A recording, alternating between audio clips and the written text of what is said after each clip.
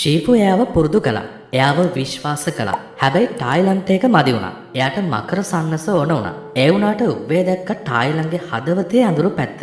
ඒ නිසා මකර සන්නස දුන්නේ නැහැ. තායිලන් වසර ගාණක් තිස්සේ දැකපු හීනය එක මොහොතින් විනාශ වුණා. කුන්ෆු පැන්ඩා චිත්‍රපටයේ ඔයා ආසම චරිතය මොකක්ද? කතා දෙකක් නෑ. ඔයා ආසම කෙනා තමයි පෝ කියන පැන්ඩා. ඒ වුණාට මෙහෙම රසිකයෝ කාණ්ඩයකුත් ඉන්නවා. එයාලා ගොඩක්ම කැමති පෝ කියන පැන්ඩාට නෙවෙයි කුන්ෆු පැන්ඩා පළවෙනි චිත්‍රපටයේ විලන්ට. ඒ කියන්නේ තායිලන් කියන චරිතයට. මෙයාට තායිලන් තායිලුන් කියන වචන දෙකම පාවිච්චි කරනවා. කොහොමවත් ඒ දෙකෙන්ම කියවෙන්නේ එකම චරිතය ගැන. ඉතින් අද අපි මේ වීඩියෝව වෙන් කරන්නේ කුන්ෆු පැන්ඩා චිත්‍රපටයේ විලන් වන තායිලන් වෙනුවෙන්. තායිලන් එහෙම නැතිනම් තායිලුන් කියලා කියන්නේ කොටියෙක් කියලා සමහර අය වරදවා වටහාගෙන ඉන්නවා. ඇත්තටම තායිලුන් කියලා කියන්නේ කොටියෙක් නෙවෙයි. මෙයා ඇවිල්ලා හිමදිවියේ. කුන්ෆු පැන්ඩා රසිකයන්ට තායිලුන් කියලා කියන්නේ හුදු දුෂ්ටයෙක් විතරක් නෙවෙයි. එක අතකින් වීරයෙක්, ඒ වගේම සටන්කාමියෙක්. ඉතින් මේ තායිලන්ට හඬ කවලා තියෙන්නේ ඉයන් මැක්ෂන් කියන හඬ කැවීම් ශිල්පියා. That's right. It is I. Thailand!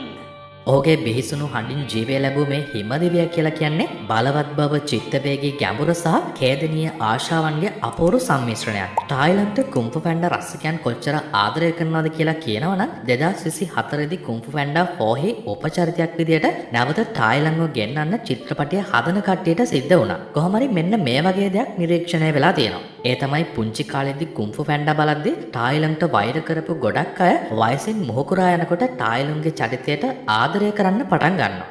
ඇත්තට මෙහෙම වෙන්නේ ඇයි? කොහොම හරි චිත්‍රපටයේ එක තැනක තායිලන් බන්ධනාගාරයේ ඉන්න 1000කට ගහනවා. මේ ෆයිට් එක කුන්ෆු පැන්ඩා චිත්‍රපටයේ තියෙන සුපිරිම දර්ශනයක්. තායිලන් නිදහස් වෙන්නේ ෂීපුගේ දූතයා වුණු සෙන්ගේ එක පිහාටුවක් පාවිච්චි කරලා. අන්තිමේට එළියට එන්නේ 18ම පහර දීලා. ඒ බන්ධනාගාරයේදී සිද්ධ වුණු සටනේදී බිත්ති තරණය කිරීම, ඊතල වලින් වැළකීම සහ වචීර්නම් රයිනෝ නායකයාගේ බටපිරිස පරාජය කිරීම ඔහුගේ කුසලතාවයේ සාක්ෂියක්. මේ දර්ශනයට රසිකයන් මහත් විදියට ඇලුම් කරනවා. කොහොම හරි බන්ධනාගාරයෙන් නිදහස් වුණු ඔහුගේ එකම ඉලක්කය වන්නේ මකර සන්නස අත්පත් කර ගැනීම සහ ෂීෆුගෙන් පලි ගැනීම. කොහොම හරි මේ සටන පටන් ගන්න කලින් රයිනෝ නායකයා ෂීෆුගේ දූතයාට කියන වචන සෙට් එක සමහර විට ඔයාලට මතක ඇති. මේ බන්ධනාගාරයෙන් පැනලා යන එක කරන්න බැරි වැඩක්. යන්න තියෙන්නේ එක මාර්ගයයි. එන්න තියෙන්නේත් එක මාර්ගයයි. මුරබටයන් 1000ක් ඉන්නවා. ඒ වගේම එක සිරකරුවයි. කොහොම හරි ඔහු සිද්ධ වෙන්න බැහැ කියන දේ ඊට සුළු මොහොතකට පස්සේ සිද්ධ වෙනවා. ඇත්තටම කිව්වොත් තායිලුන් එතනින් යන්නේ පැනලා නෙවෙයි. එතන ඉන්න 10 දෙනාටම ගහලා. කොහොම හරි තවත් ලස්සනම ෆයිට් එකක් තමයි වැල්පාලමුඩ සටන. ඔහු එනකොට අනිත් සටන් ශූරයන් වන ටයිග්‍රස්, මංකි, ක්‍රේන්, වයිපර්, ඒ වගේම මැන්ටිස් කියන 5 දෙනාම එකතු වෙලා සටනට ආවත් අවසානයේදී ඔවුන්ව අමාරුවකින් තොරව පරාජය කරනවා. ඔහුගේ සටන් ශෛලය, අතිමානුෂික ශක්තිය, වේගය සහ ප්‍රහාරයේ දැඩි බව ඔහුව බිහිසුණු ප්‍රතිවාදියෙක් බවට පත් කරලා තියෙනවා. කොහොම නමුත් චිත්‍රපටයේ තායිලන් කුඩා කාලේදී දරුණු නැහැ. මාලිගාවේ දොරටු අසල අතහැර දමා තිබූ ලදරු හිමදිවි පැටියෙක් තමයි ෂීපුට ලැබෙන්නේ. කුන්ෆු ගුරුවරයා වන ෂීපු මේ අසරණ පැටියට දයාව පෙන්නලා ඔහුව හදා වඩා ගන්නවා. තායිලන් කියන නමින් ඔහුව නම් කරපු ෂීපු ඔහු එදා මෙදා තුරු ලෝකයට බිහි වුණු ශ්‍රේෂ්ඨ මකර රණශූරයා වනු ඇති බවට බලාපොරොත්තු වුණා. කුඩා කාලේ ඉඳලා තායිලන් දක්ෂතාවයෙන් බැබළුණා. තායිලන්ද ඉතාමත්ම දක්ෂ ආකාරයෙන් සටන් කලාවන් පුහුණු වුණා. මකර රණශූරයා විදියට මකර සන්නස ලබා ගැනීම ඔහුගේ අරමුණ වුණා. ෂීපුද මේ මකර සන්නස ලබා ගැනීම සඳහා නිරන්තරයෙන් තායිලන්ව යොමු කළා. ටායි මේ මකර සන්නස ගැන නිරන්තරයෙන්ම සිහින දැක්කා. කොහොම හරි තායිලන් මකර සන්නස දැක්කේ ඔහුට ලැබෙන්න තිබුණු දෙයක් නෙවෙයි, උපතින්ම ඔහුට හිමි වුණු දෙයක් විදිහට. ඒ වගේම ෂීපු ඔහු විසින් දැඩි ලෙස විශ්වාස කළා. තායිලන් ඇත්තටම නපුරු දරුණු චරිතයක් වුණේ නැහැ. නමුත් අවසානයේදී තායිලන් දරුණු නපුරු චරිතයක් වුණේ ඔහුගේ පවතිනේ බලාපොරොත්තු බිඳී යාමත් සමගමයි. කොතරම් බලාපොරොත්තු සහගතව වැඩ කළත් දක්ෂතම සටන් ශිල්පියා වුණත් අවසානයේදී ඔහුව මකර රණශූරයා ලෙස නම් කිරීමට ග්‍රෑන්ඩ් මාස්ටර් උග්වේ ප්‍රතික්ෂේප කළා. තායිලන්ගේ හදවතේ ඇති අඳුර, අහංකාරකම සහ පරිගැනීම සඳහා ඇති උමතු ආශාව උග්වේ දැක්කා. ඒකයි උග්වේ මකර සන්නස තායිලන්ට ලබා දීම ප්‍රතික්ෂේප කළේ. මකර සන්නස නොලැබීමටත් වඩා දුක්සහගත වුණේ තායිලන්ට ආදරය කරපු ෂීපු උග්වේගේ තීරණයට එරෙහිව කිසිවක් නොකිරීමයි. Taman දන්නා එකම ආදරය කරන කෙනෙක් ඔහුව නොසලකා හැරිය බව දැනුණු තායිලන්ගේ හදවත කැඩී බිඳී ගියා.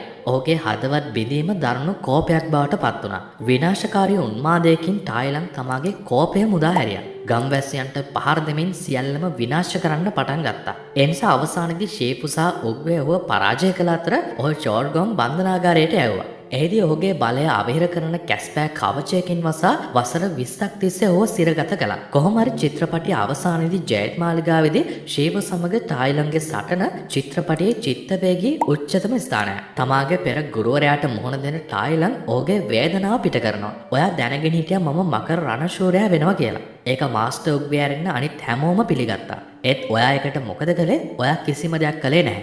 මම ඔක්කොම කළේ ඔයාව ආඩම්බර කරන්නයි. මේ විදිහට ඔහු පවසනවා. ඉතින් ශීපු තමාගේ අසමත්කම ගැන වරදකාරී හැඟීමෙන් ටායිලන්ගෙන් සමාව ඉල්ලනවා. නමුත් ටායිලන්ගේ හදවත ඒ වන විටත් ගල් වෙලා තිබ්බා. මේ කතාවේ ඊටාම සංවේදී තැනක් තියෙනවා. ඒ තමයි ශීපු සමාව ඉල්ලනකොට ටායිලන්ගේ මොහොතක පැකිලීම. ඉතින් මොහොතක පැකිලීම ඔහු තුළ තාමත් පරණ ටායිලන් ජීවත් වන බවට හැඟවෙන සලකුණක් වෙනවා. කොහොම හරි අවසානයේදී මකර රණශූරයා වන පෝ සමග ටායිලන් සටන් කරනවා. ඒ වුණාට පෝගේ අමුතු සටන් ශෛලිය ටායිලන්ව අපහසුතාවයට පත් කරනවා. අවසානයේදී ටායිලන් මකර සන්නස අත්පත් කරගන්නා නමුත් ටායිලන් එය හිස් බව දැකලා විමතියට පත් වෙනවා. එහි ඇති එකම දෙය ඔහුගේ මොහොනේ පිළිඹුවයි. සැබෑ බලය තුලින් නැයි කියන ආනුභාවය ඔහුට තේරුම් ගන්න නොහැකි වෙනවා. පෝ ඇඟිලි භාවිතා කරපු මාරාන්තික පහරක් නිසා අවසානයේදී ටායිලන් අවසන් ගමන් යනවා. රසිකයන් කුන්ෆු පැන්ඩා චිත්‍රපටයේ අවසන් සටනට ගොඩක් ඇලුම් කරන්නේ එහි තිබෙන හාස්‍ය බව නිසායි. නමුත් බොහෝ දෙනෙක්ට ටායිලන් ගැන දුකක් දැනෙනවා. ටායිලන්ගේ අහංකාරකම අත්හැරීමට නොහැකිවීම ඔහුගේ පරාජයට හේතුවක් වුණා. ටායිලන්ගේ බලපෑම කුන්ෆු පැන්ඩා කතාමාලාව පුරාම පවතිනවා. කුන්ෆු පැන්ඩා 4 වෙනි කොටසෙහි ටායිලන්ගේ නැවත පැමිණීම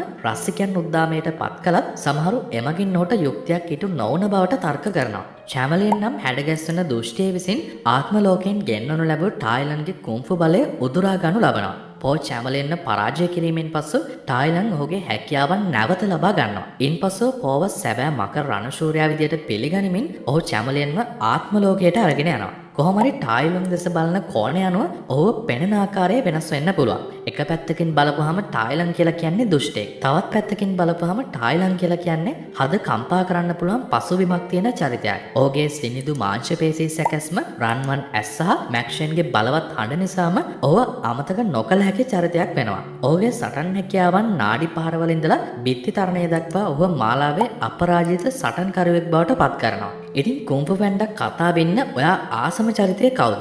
ඒ ගැන අනිවාර්යයෙන්ම පහලින් කමෙන්ට් එකක් දාන්න අමතක කරන්න එපා. අපි මේ වගේම අලුත්ම වීඩියෝවකින් හම්බෙන්න බලාපොරොත්තු වෙන අදට සමු අරගෙන යන්නට තමයි සූදානම් වෙන්නේ. ඔයාලා තාමත් අපේ channel එක subscribe කරලා නැත්නම් අනිවාර්යයෙන්ම පහලින් තියෙන රතු පාට බටන් එක ඔබලා subscribe කරන්න. ඒ වගේම පුංචි bell icon එක click කරොත් අපි අලුතෙන් වීඩියෝවක් දාපු ගමන් ඔයාලකට ගෙන්න ගැනීමේ හැකියාව තියෙනවා. ඉතින් අපි අලුත්ම වීඩියෝවකින් හම්බෙමු. සියලුම දෙනාට සුබ දවසක්.